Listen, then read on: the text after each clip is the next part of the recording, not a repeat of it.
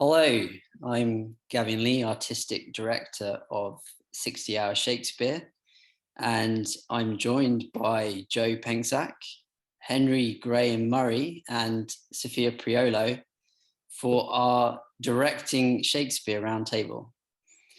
Joe is an actor and a director. He has his company called Troupe of Friends, which is a non-profit company that he runs back in the States. We have Henry Graham Murray, who's with us, and Henry was formerly a trainee producer at the BBC. He was also involved in acting in Oxford and lately has been over in California involved in directing and acting. And we have Sophia Priolo, originally trained in music, turned ballet dancer, turned actor, latterly trained at the Royal Central School of Speech and Drama. So I'm going to start off with an easy one to begin with. What surprised you about directing Shakespeare?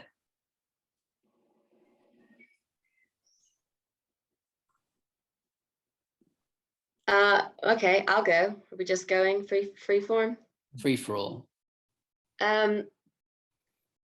For me, not having the pressure of being in it and the lines having to learn myself and being in the moment, having that third eye approach, meant that strangely I understand what's going on a lot more quickly when I'm directing than when I'm kind of in the game. So, and I'll see things more quickly. I mean, I guess that sounds obvious, but it did surprise me the first time I, started kind of working with Shakespeare scenes in that way, going, oh, obviously what that is, that's what that is. Whereas before, when I tried to act that or understand that monologue before as an actor, it was, what does that mean? I don't know, what is that?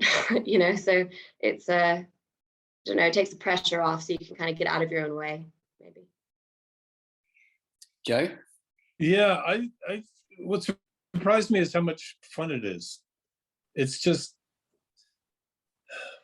I tend to, unlike Sophia, I for 10 years, I would act in the plays that I was directing. So I like to think of myself as one of those old school actor managers that decided, okay, I'm going to play this part because it's on my list of parts I want to play. What can I do with this particular play? And how can I emphasize the humor in the tragedies, for instance? And how can I make it accessible to people that maybe think Shakespeare is stuffy, and it's not.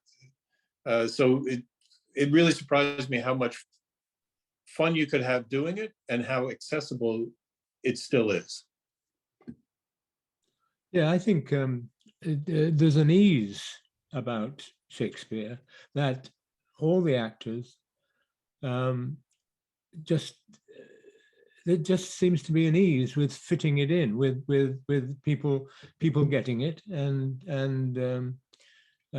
people expressing it and all those sort of things, which I guess I wouldn't have thought so when I was much younger. But I think there's so many things in Shakespeare, the rhythm and actually the emotional stuff that's described there, that people can get into it quite easily, and especially if you can, the big thing for me has been that as long as people understand what they're saying and why they're saying it, and also translate that in their movement on stage, and there's an ease with that, and the rhythm takes them, and the motion takes them, and if you encourage it. You've all said that you somehow see something different, or you get something different when you're directing as compared to when you're acting. What was your beginning in directing Shakespeare for all of you? What was your first time? So I could do this. I'll take this one first. So we used to vacation in Rhode Island each summer, my family, and end of the summer, end of August every year. And there was a outdoor theater company that would put on free Shakespeare in the park, and I would go see it. I just coincidentally timed my vacation so that I'd be there during the free time. And I say to my wife, hey, look, let's go sit in the picnic in the park. There's a play going on. It's free. But after seeing this and seeing the excitement and the fun and the laughter, I thought, why don't we have this in our town? Why can't we do this? I live in a suburb of Manhattan. We should have something like this. So I figured out how to do it by contacting the local Recs and Parks department, and they said, we'll give you a permit for the field. You can do this. And the first play we did was Comedy of Errors. And we got over the how do you make the twins look alike problem by setting it, because we were performing literally on a baseball field. I decided to set all the characters to provide them with costumes that were actually baseball uniforms, and the character the team that they wore was representative of the character. So there's a jeweler in this, and he was an Arizona Diamondback. The two Dromios and Antipholi, I guess, were New York Mets and New York Yankees. These are rivals. And so even though the two Dromios looked nothing alike, they were both wearing head to toe New York Yankees uniforms. So to the audience, I get it. They are the twins that nobody can tell apart. And it worked quite well that way. The police officer that comes in to arrest people were dressed as baseball umpires. And so we really did carried that theme to the end. And it was just a fun take on a play that is one of his early comedies. And we got around the problem, like I said, of how are you going to distinguish the twins in a way that the audience can recognize that they're different actors so that they don't get confused.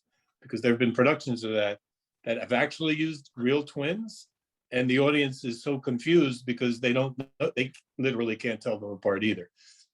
So that was my first Shakespearean play that I directed. Henry?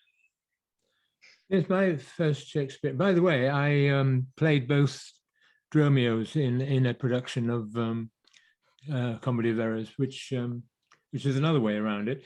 There's a couple of places where you have to cheat, but As You Like It, my first Shakespeare, in the park in Hampstead, and it was a great thing because there were some professionals and there were some amateurs, and I think that's why I was saying about ease, because it was surprising to me that that it was able to just take on this wonderful life. And doing it in the park is fantastic because you can have these long entrances through the trees and all that sort of stuff. And so, I mean, I love the movement in Shakespeare, and we did a lot of that, and it was fun. Sophia?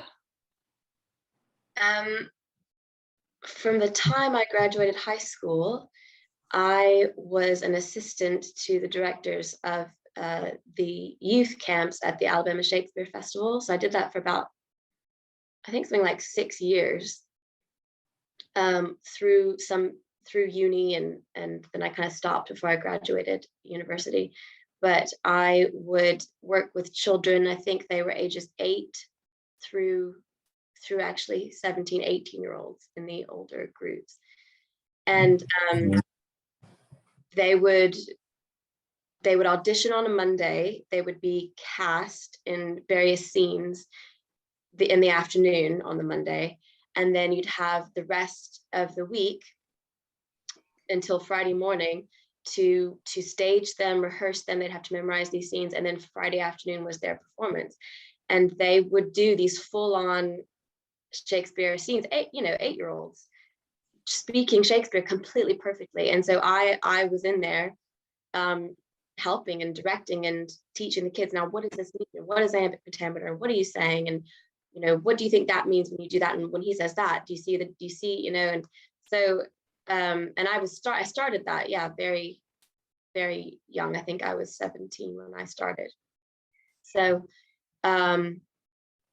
working with children Shakespeare, which is kind of magical, because they actually get it right away. They don't get in their head about it, and they don't try to be smart about it. They sometimes get confused a little bit with the language, especially the young ones, but as soon as you go, this is what that means, they go, oh, and then they're just full in, and they totally get it, and they perform it so well because they're so raw and fast and funny, and they're not afraid, they're not inhibited. So I think children doing Shakespeare is hilarious and really fun. So it was with that, the renowned Alabama Shakespeare Festival, which is also where I trained as a child as well.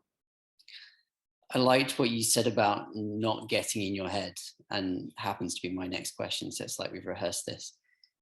What helps an actor to physically go after an objective in Shakespeare?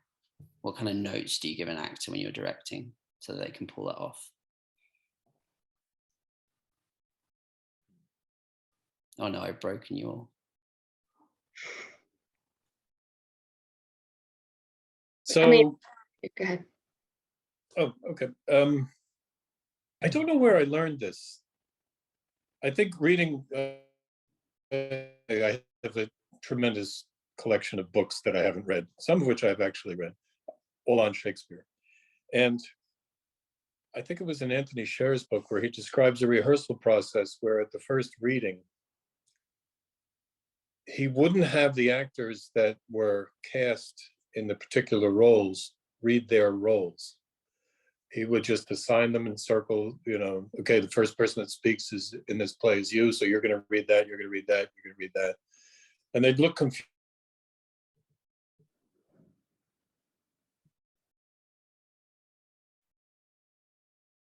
Well, this, yeah, I know, well, I'm not in a theater, so we could say that word. But the reason was it breaks down their inhibition. Like, actors get nervous. They are very self-conscious of wanting to know their lines before the first rehearsal, or putting on a finished performance at the first rehearsal, because either to justify that they've been cast, or to try out, well, this is how I'm going to do the role. And it takes all of that pressure away. And they might hear a different reading that they never thought of before by someone that has no pressure because they're not playing the part. So it's something that I started to do the last 4 or 5 seasons.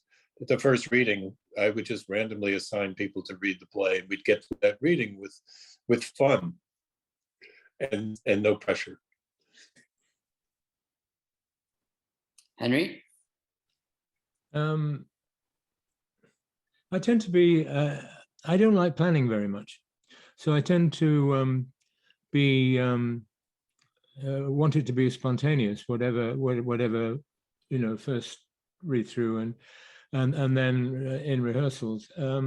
Really just, I mean, obviously I have some ideas about what I want to do, but just see what each person's bringing to the table, and then just work with that, and you kind of find the direction if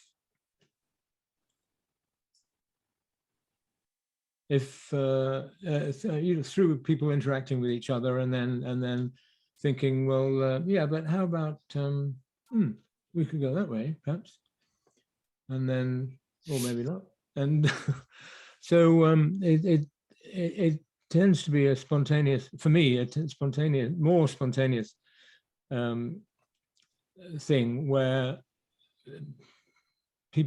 I'm encouraging people to find their direction from what they've already, and together find their direction.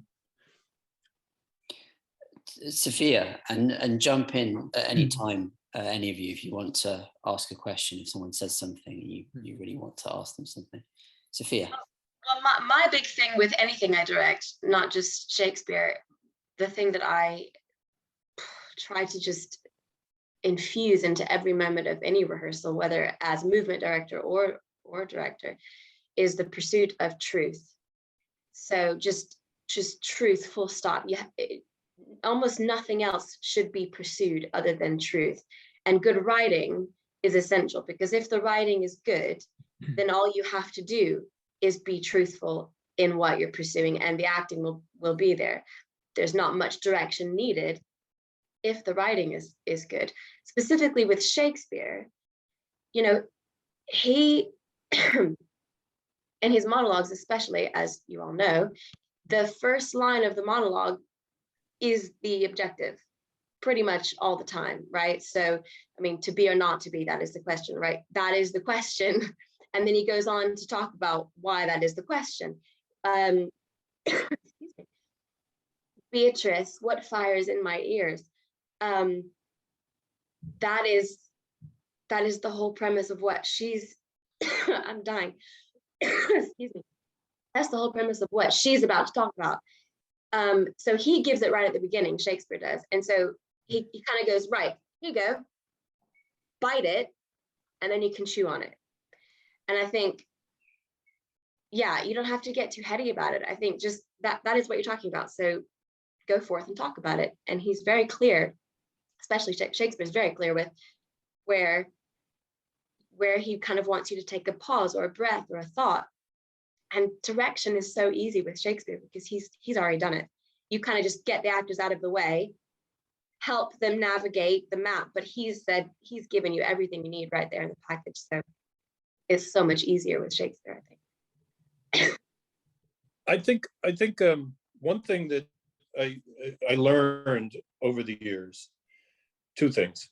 I would show up at the first rehearsal with the cut script, with the lines missing that I cut. Because if I gave them the full text and then just had line throughs where they you know, where I said we're going to cut this, invariably the actors would want their lines back. But they were lazy if I had already cut them, and they just, you know, one or two actors would know, wait a minute, I think I have bigger lines than this. And they'd go to the original and want them back.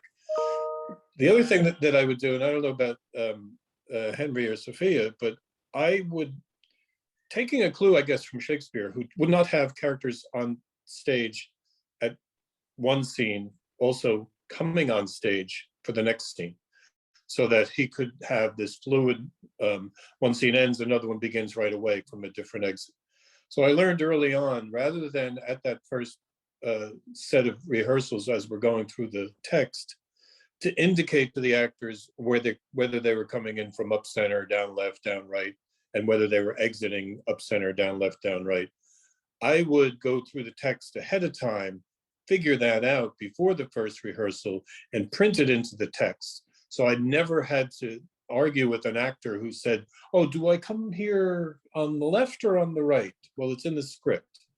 And I would do that so that they would know, everybody else would know where they're supposed to be backstage, and they could learn their entrances and exits as they're learning their parts.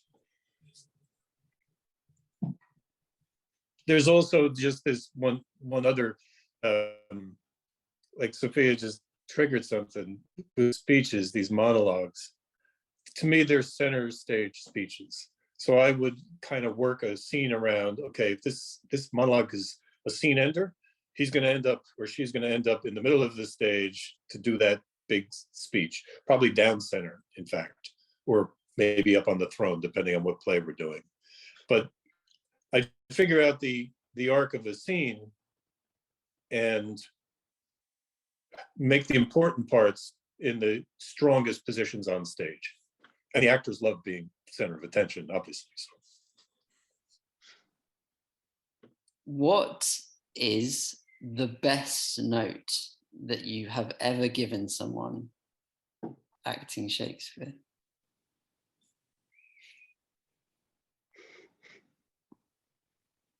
Take your time. Do whatever. Take your time. We can speed it up if we need to, but just take all the time you need.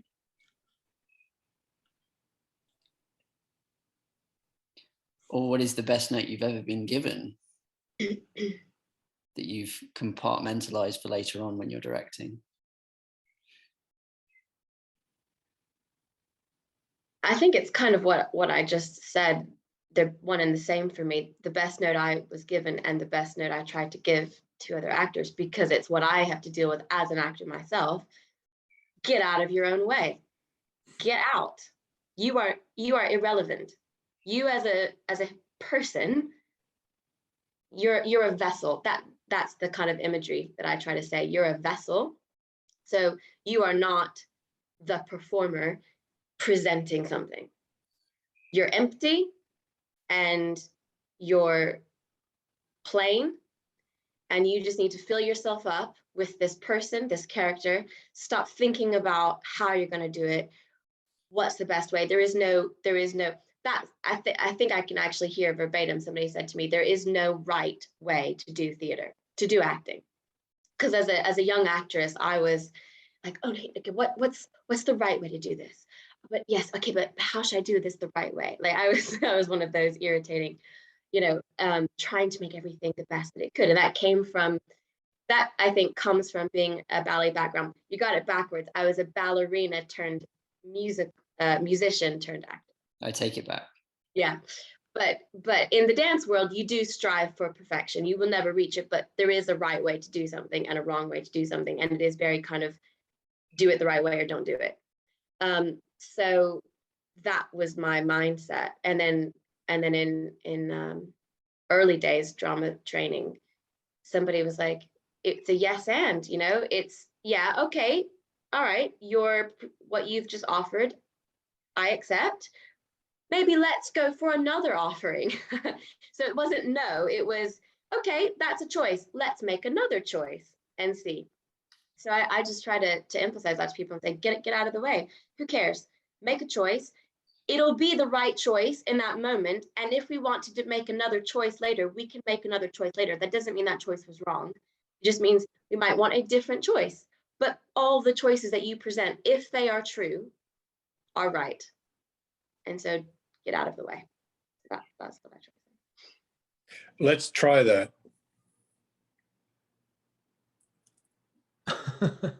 Let's try that. And I used to say no. And no, it's so hard to not to try to get rid of that word. Do you mind if I do this? No, don't, because I want you to.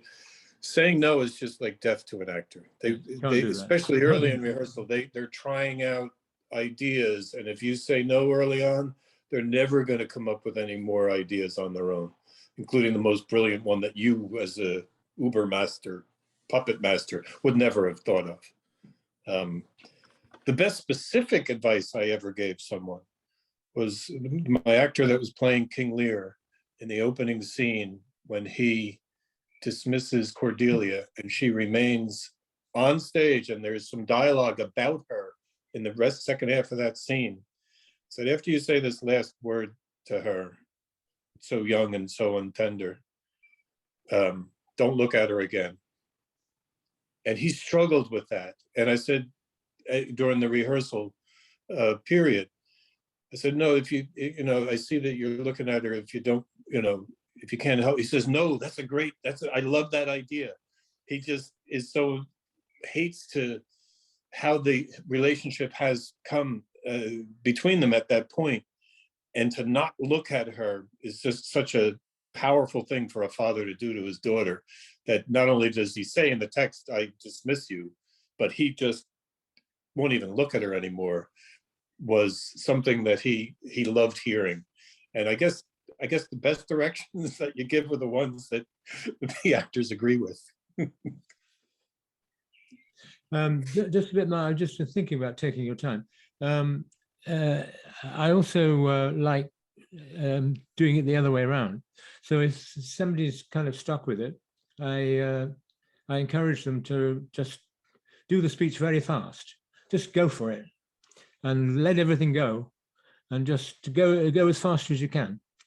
And then things tend to kind of, some things shake out and other things, it starts to make more sense to them. So it's about time, perhaps. Do you think, Henry, do you think there's a danger, like it's the wrong thing to say is pick up the pace?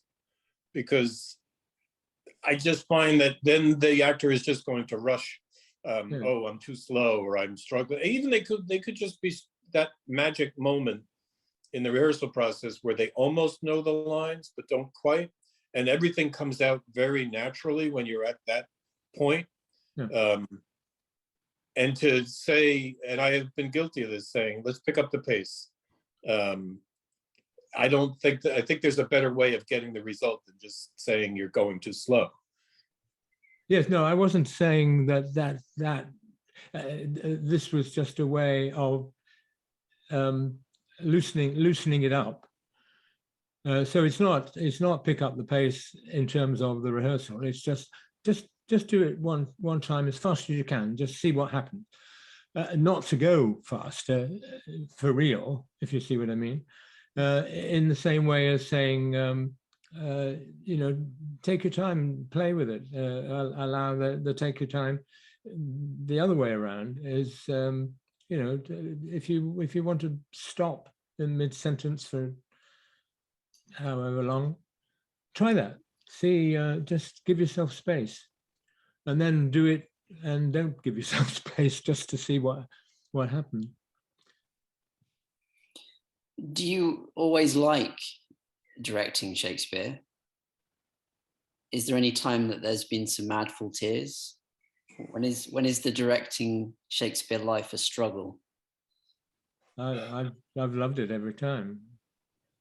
I haven't done a huge amount of it. I've done a lot of directing, but I love it every time. As I said at the beginning, there's just an ease to it. It falls together. And the other thing I would say is, as we all know, Shakespeare can be interpreted in any sort of ways. I mean, there's something of each person who's acting Shakespeare in the character. And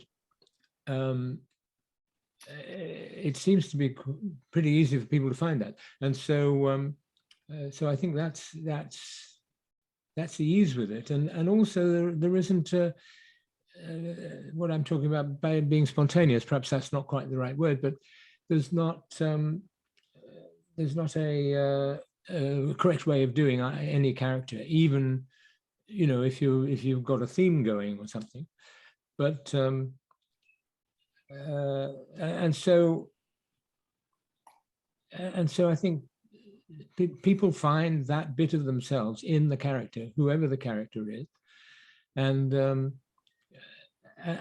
I really enjoy people discovering that. I mean, when you see people discover that, and I guess that's what I'm helping to do, and then they can start going with it. It's beautiful. But Shakespeare is the most incredible healing experience, emotional healing for me, and you know, the whole rehearsal process is part of that, and then the performances.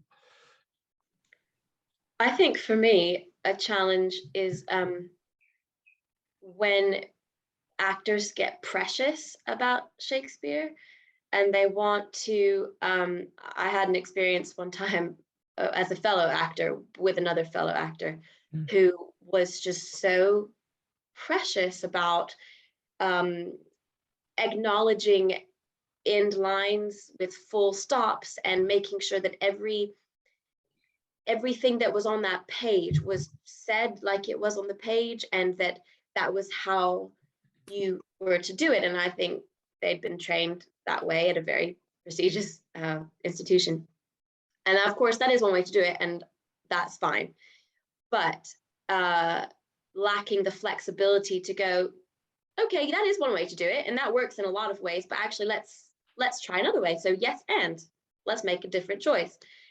That sometimes happens, especially with Shakespeare more than anything else. People get quite precious about it and quite in their heads, again, just kind of, this is how you do this. And I think as a director, that's quite hard to combat, because they feel that's almost a security blanket on something that is very difficult to speak, very difficult to learn. It is not easy to do Shakespeare, and it does require, you do kind of want some kind of hint, you want some kind of crutch or something that you can kind of take in with you going, yeah, this is how you do it, because otherwise it feels like, I don't know what I'm doing. But I think trying to relinquish that and trying to go, okay, can we acknowledge that is a good thing, and then can we have it with open hands and say, but let's try free form, let's ignore the punctuation for one go, let's kind of like what Henry was saying, just try things out and see what happens and find the spontaneity in it. But you do get pushback sometimes. It's difficult as an actor with a fellow actor. It feels very frustrating, and it's difficult as a director to try to, while not crushing anyone's ego and while encouraging and saying, yeah, your choices are great, everything's valid, but can you give me another choice?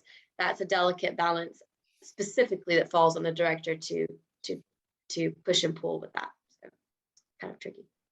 I've had somewhat of an opposite problem, because for the large part, the company that I run is a community theater before I became equity and professional. So there's a lot of people that had various talents, capabilities, desire to do Shakespeare even. So it's the people that don't know their lines that make me say to myself, why am I doing this? Why am I spending all this time? I had an actor that was playing the mayor in Richard III, and he was not a good actor, but he was a body to fill the stage. And at one point, and he was very obnoxious in rehearsals, and it was very difficult to work with because he thought he was so much better than he actually was. And at one point in the scene where Richard is and Buckingham are walking, pretending to be pious in front of the mayor, the actor playing Buckingham said his line, and the actor playing the mayor, who was this pain in the ass guy, during the performance said, no, that's not your line. Did I hear what I just heard him? It was the right line, first of all, but why would you say that during a performance? So it's moments like that I re-choreographed the battle at Bosworth because he played an extra that gets stabbed in that scene later in the play, to make sure that he got a good whacking with the flat end of the blade in that scene. But yeah, so unlike actors that are precious and know their text, they know every word of every line, which is something as an actor that I do a speech. I don't do 10 lines, one line at a time. I do a 10-line speech, right? Although I am a stickler for verse. I find that the actors that paraphrase or add ums and ers, that just break the rhythm, break the poetry, break the beauty of the text. I would rather work with somebody, I think, that's precious, and I have the confidence he knows his lines, and I will learn my lines because he knows his, than somebody that adds ad libs and says you said the wrong line. Is there something that you feel is totally different about the way that you direct Shakespeare? Something that you totally believe in and is under your skin and in your heartbeat, and it matters to you more than anything when you go into production? Can you clarify what you're saying? I'm not quite sure. So is there any one thing that you don't necessarily rip off from someone else, or you riff on because you've seen another director do it? or it's one thing that you have always felt like it's your one big thing, it's your kind of immovable, it's the thing that defines the way that you direct Shakespeare, something about you and the way that you approach a production? I think it would be, for me, encouraging people to find it in themselves, that it's always about, for me, actually, it's about people finding their own beauty in the character that they're playing, and so certainly encouraging people to put just as much as possible of themselves into it, and people find their own aliveness within that character and their own passion actually within that character by finding their beauty, aliveness, and passion in the script, and then responding to that. And so it's about I always think in terms of awakening the actor's own self within the character, and how to do that. Anyone else want to get in on that one? I always go back, as you well know, to movement in anything I direct, because that was my beginning into performance, and especially with Shakespeare. I mean, yeah, I think more than almost anything else, other than like a musical. But I mean, anything with Shakespeare requires a real aliveness in the body, and getting out of the world of the cerebral. And I think, and I'm sure it's not unique to me, I'm sure other people do this, but you have to do the cerebral work. You have to know who you are, who you're talking to. You have to know the context. You have to do all that prep. You have to do that. But then at some point, and this is what I try to help people do, especially as a movement director, is go, all right, that's going to live there, and that's there. So you cannot worry about it. It's all there.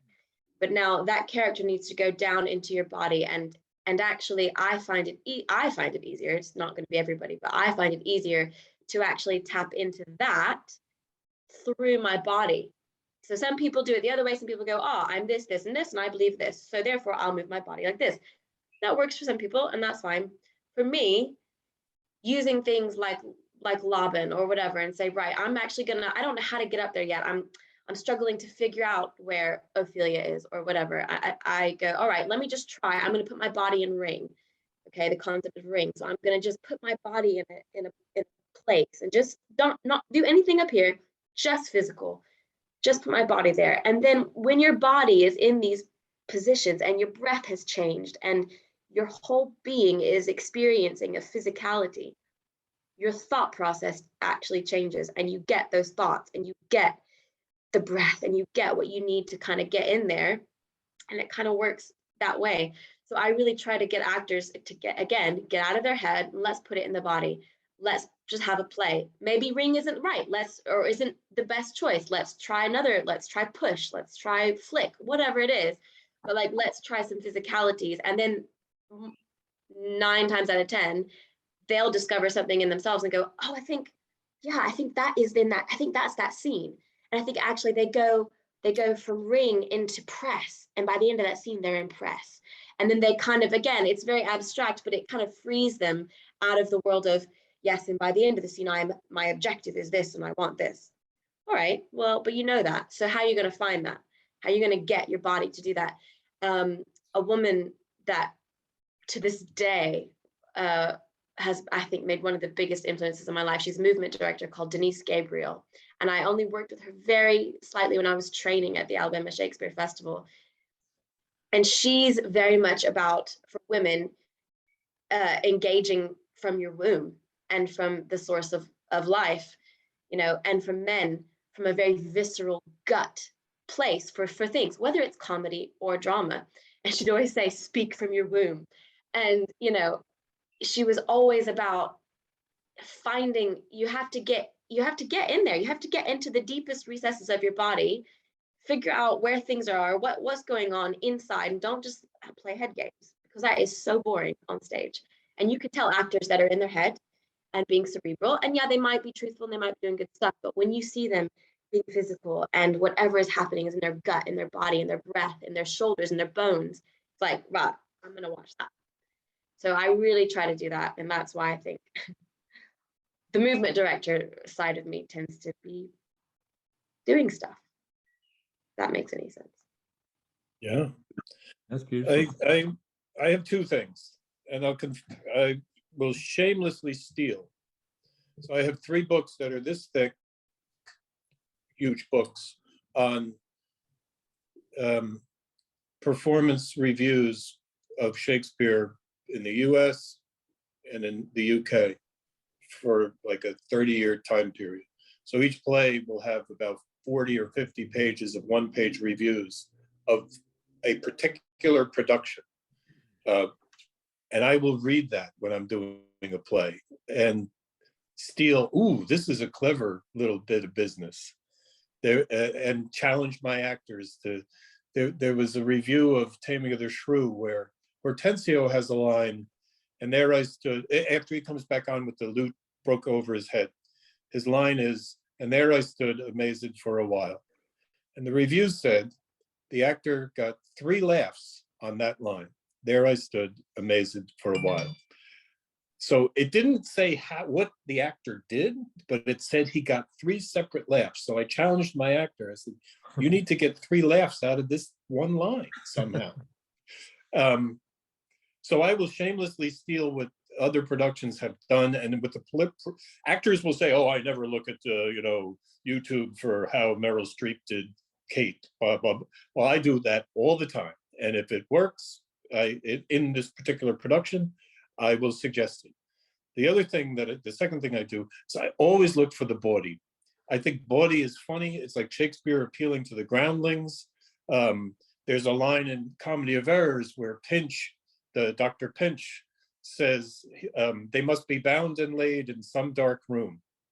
So it's a pretty innocuous line. They must be bound and laid in some dark room.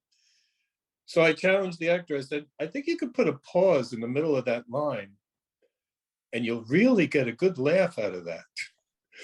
And the light bulb went on, and he did. So I think guttural, scatological humor is prevalent in Shakespeare. It breaks down the barrier of this preciousness that Sophia was talking about, where an audience can say, oh, wait a minute, they're going to tell, like scatological jokes. This is funny. So I always tell the actors, just look for that, because all of these characters, from the history plays to the comedies, they have a twisted sense of humor.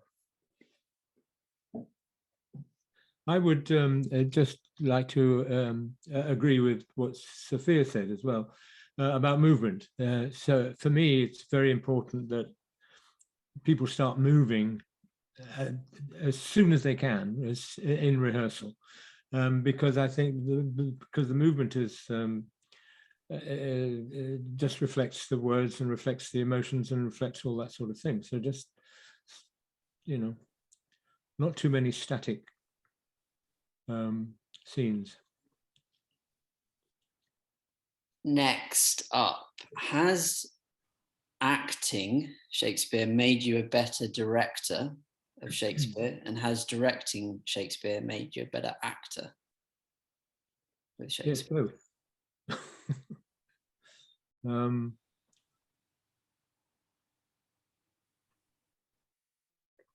What would I say about that?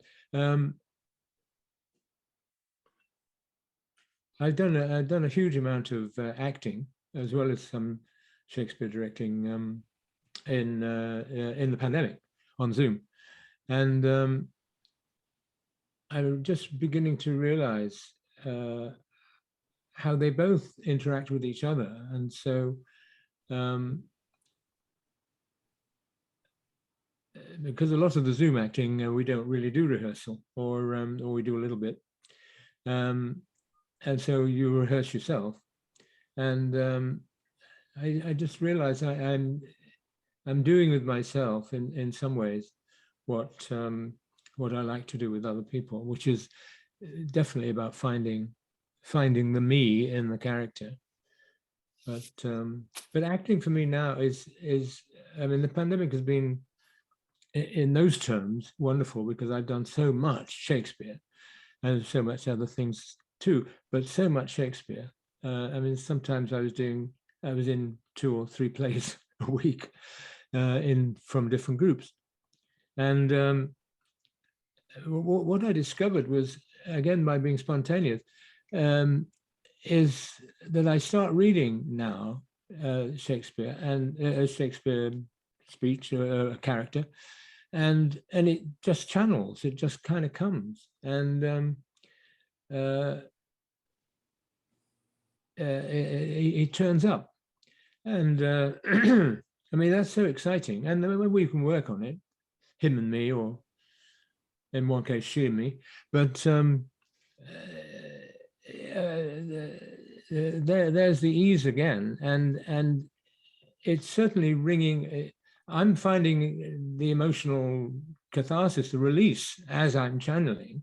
So I think it's doing, as I said, finding the me in that character, and then the reverse way around with directing. Then I can encouraging people to kind of do it in the same sort of way. Again, just be a bit more spontaneous at certain times, about just let it come. Don't have any fixed ideas. There was one, actually 2, but one in particular where I was playing Falstaff in Henry IV Part 2, and I approached it, even though I'd been channeling all these other characters for some time.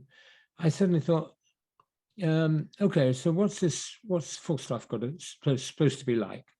Well, he's that sort of character. I don't really like the way that happens. And in Henry IV, he starts by talking about the death of the brother and why she's so upset and all that sort of thing. And so I started reading through it with these ideas about how I didn't really like him very much. And there was nothing there. I couldn't find anything. It was just, nothing came through. And it was, oh God, this is dire. I don't know what I'm going to do with this. So I luckily the recording was put off, and so I just let it go. And then I came back and thought, okay, just forget everything, just start reading it, and as if you don't even know who it is. And then he turned up. So don't know if that answers the question, but it's interesting for me.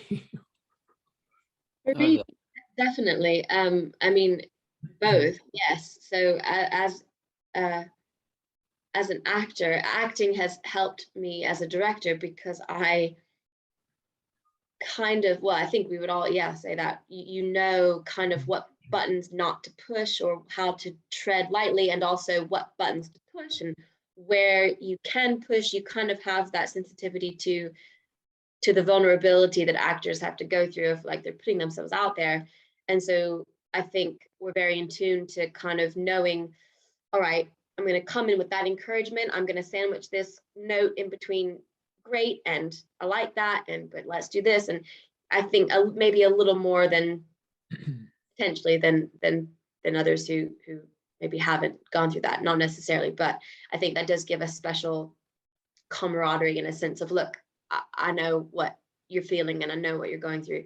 And then directing, helping acting, I mean, yeah, mind-blowing ways of just seeing what works and what doesn't. And so many things that I'll see in actors things that I do or used to do, and I'll go, oh gosh, oh, maybe not, and I'll or likewise, I'll see them do things that I think that was bloody brilliant, and take that on as an actor. So you're just kind of constantly, it's like, yeah, you're kind of leading the ship in a way, or for a moment or whatever, but actually for me as a director, I'm constantly kind of learning and watching and going, all right, yes, I like that, or learning what to take and learning what to what to kind of acknowledge that I myself might also do that maybe should shift and make different choices. So they really do feed into each other, yeah, really well. It's really nice back and forth, I think. I think acting has helped me as a director. I know the rhythms of speeches and scenes and what should be a center stage speech, and how to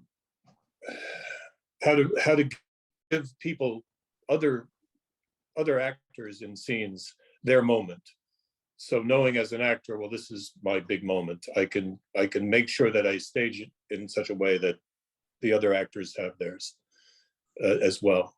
But directing has not helped me as an actor because I can't control the other actors. I'm a very heavy-handed director from the point of you're coming in here, you're leaving here, you're crossing on this line, you're going to end up down here, and really micromanaging the movements because I have the vision of the play as a whole, and then I work inwards, and each scene, supports the play as a whole as far as the rhythms and the focus.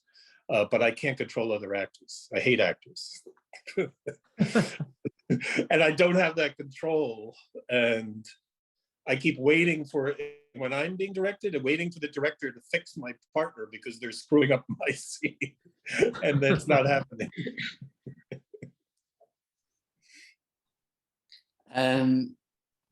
What's the difference, if any, between directing comedy and directing tragedy or history?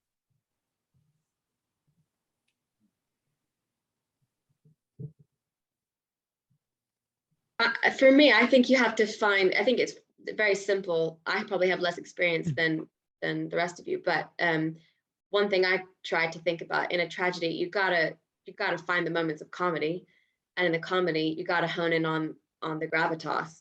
So something as simple and plain as just in the tragedy, what can we laugh about? What can we have a moment of hilarity about? What is a moment of lightness? And in the comedies, where can we pull it down? Where can we find that sense of, oh, what is going on? Just finding the opposition in those things is something I try to think about, but that's about it. And Shakespeare is amazing at writing that, isn't it? It's all there.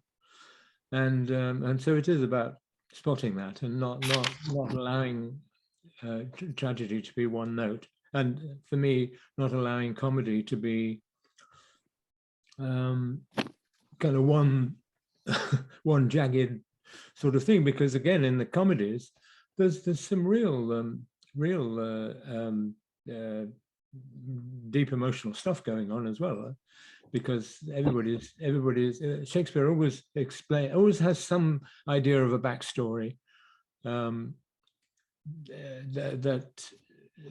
gives a reason for why everybody's doing something, and with the tragic characters, it's perhaps more obvious. But even with the small characters, there's always some note. I was playing Polonius a couple of weeks ago, and I never really wanted to play Polonius because I thought he was just a boring character.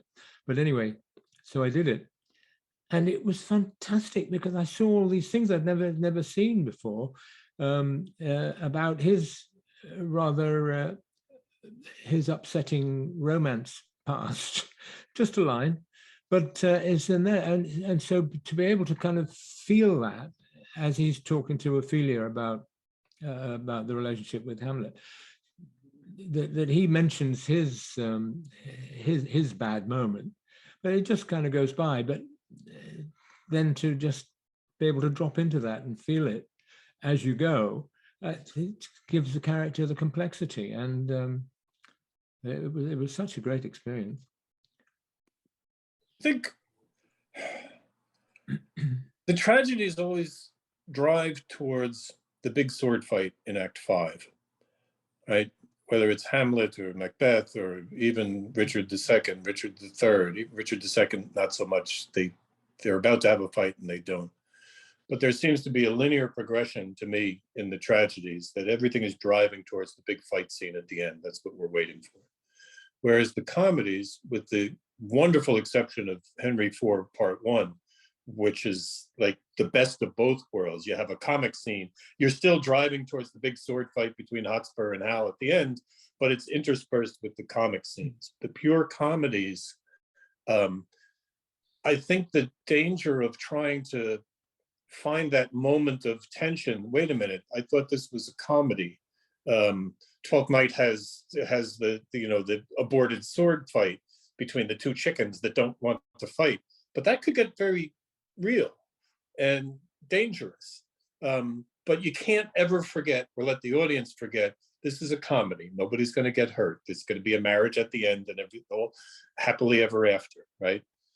Maybe not so much with Measure for Measure and the problem plays, but I think for me that's the fundamental difference. The tragedy is going to drive to that sword fight at the end, whereas the comedy is just going to be this bouncing along, happily ever after ending kind of thing. Have you ever used or found it useful to use Elizabethan theatre practices as a director, or if not as an actor, things like cue scripts, for example?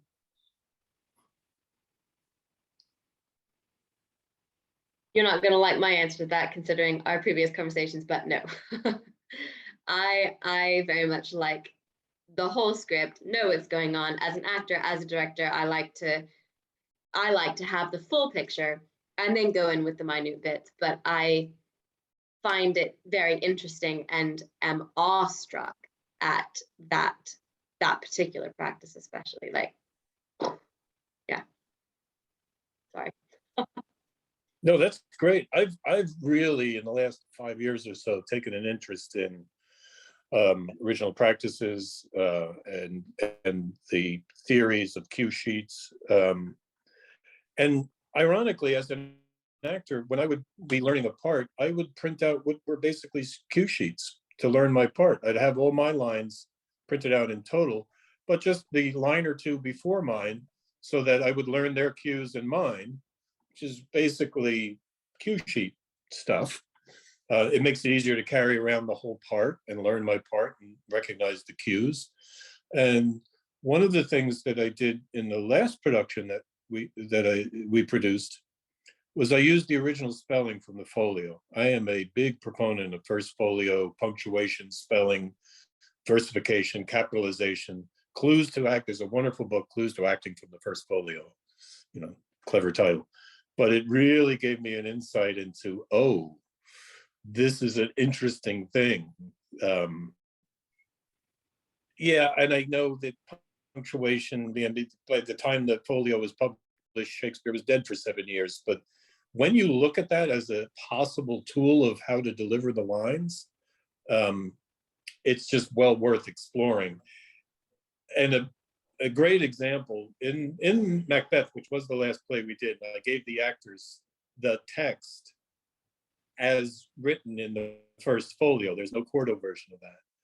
The witches pronounce the word fair. It's spelled F-A-Y-R-E. It's a weird spelling. Well, Lady Macbeth uses the same spelling when she says the word. And I challenged my actress that was doing, there were two different people. I said, you need to pronounce that word the same way. It's not quite fair. It's just this elongated word. Go with the spelling.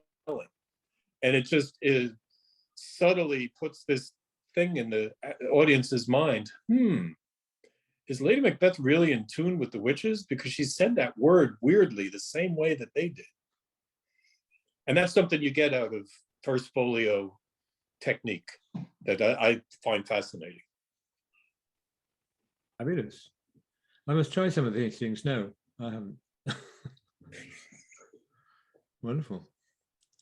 Straight up answer to this question: what is the best Shakespeare production or performance you have ever seen in your life?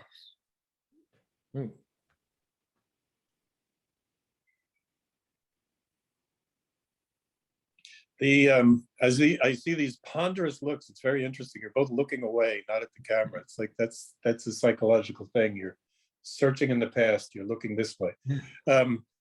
I saw a production that Teller and Aaron Posner, Teller of Penn and Teller, who are comedians and magicians, co-directed a production of Macbeth for Two River Theater in Red Bank, New Jersey, and the Folger at Washington, D.C.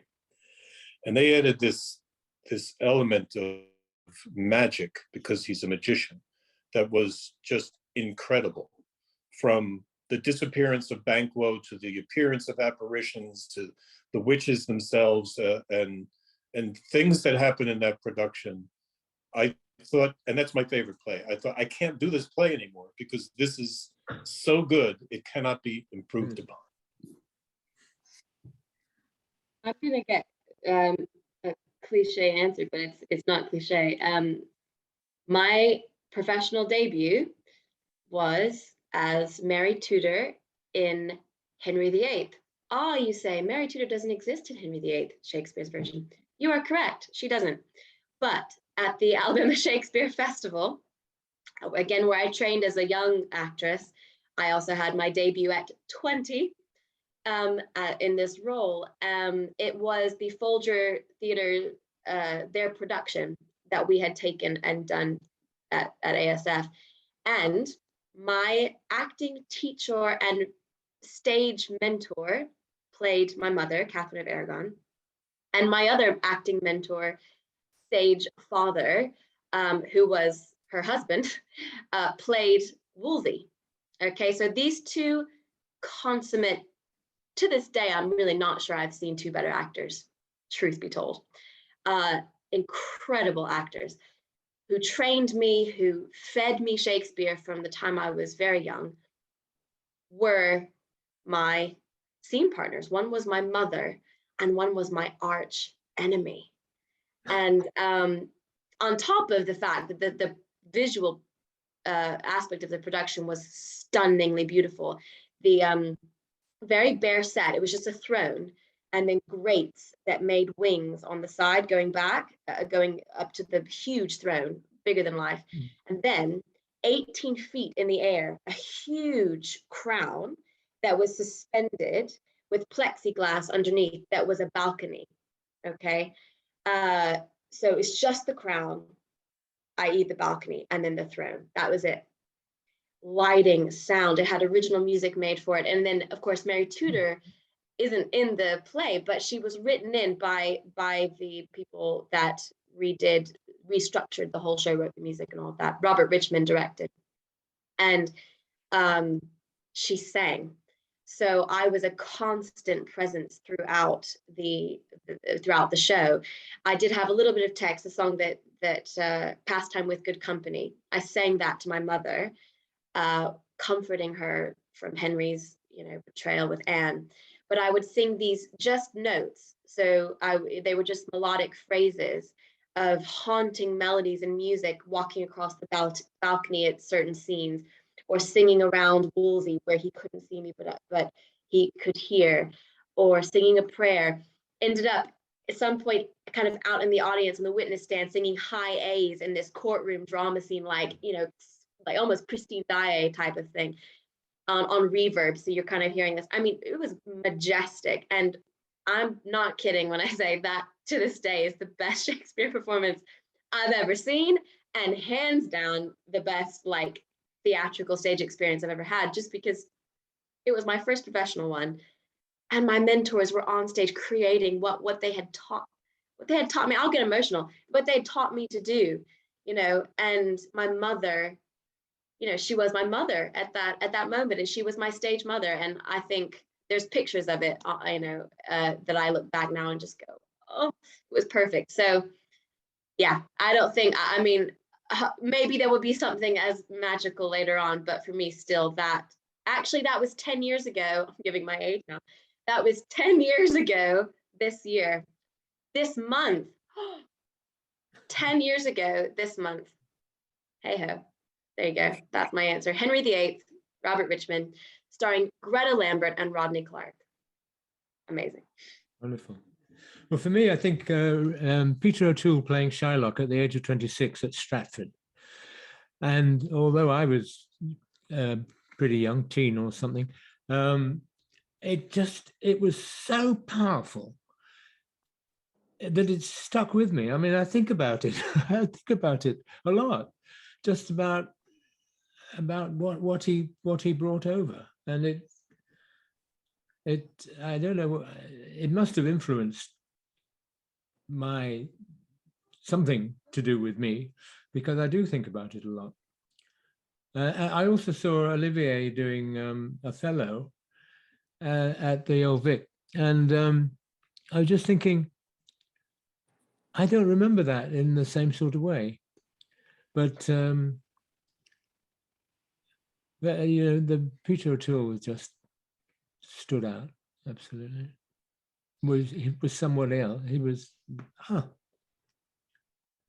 Wrapping up now, has anything serendipitous or ludicrous ever happened in one of your productions?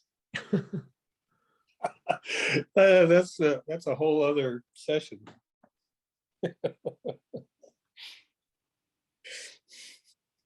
I did a student, I'll start because I just love the story. I did a student matinee. I was playing Macbeth in a production I did not direct.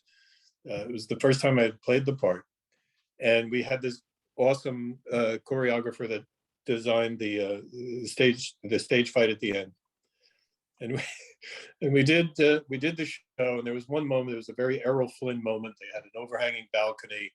I am disarmed at a moment, and it looks like I'm going to lose the fight with Macduff. But I jump up, very Errol Flynn-like, and kick Macduff down and pick up my sword and continue the fight.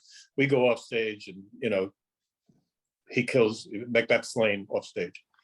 After the performance, we had a talk back. After the talk back, I went to the bathroom in the lobby, and I'm on my way out, and one of the students says, "Hey, you played Macbeth, right?" I said, "Yeah." "Oh, that sword fight was good. He may have cut your head off, but you kicked his ass." I was in a Love Sabres Lost playing Ferdinand the King in long time ago, and we were on a tour of Europe, and we ended up in Sicily, in Catania, where we had been invited by the local mafia to it would seem to a part of a festival of students from all over Europe, and so we were there in this wonderful palace, and we also found spent bullet cartridges underneath the tables in the dressing room, but none of all the audience turned up in incredible finery and jewels and all that sort of thing, but none of them could speak English. So we had someone give a summary of what was going to happen in between each scene. And then there was one performance, and I don't remember why, but it was probably just before the end, when somebody started in a scene just kind of improvising and just changing the words and doing different things. And so it knocked on. And so we did this whole scene because we knew people wouldn't know what we were talking about. So with kind of different words and different things happening. And it was the most fun in the world. That's it. Always leave them wanting more. Thank you for watching, and thank you to Joe Penczak, to Sophia Priolo, and to Henry Graham Murray. Thank you, Gavin. Thanks, Gavin. Thank you, Sophia. Hello, I'm Henry Graham Murray, and you're watching 60 Hour Shakespeare. Hi, I'm Sophia Priolo, and you're watching 60 Hour Shakespeare. Hello, I'm Joe Penczak, and you're watching 60 Hour Shakespeare.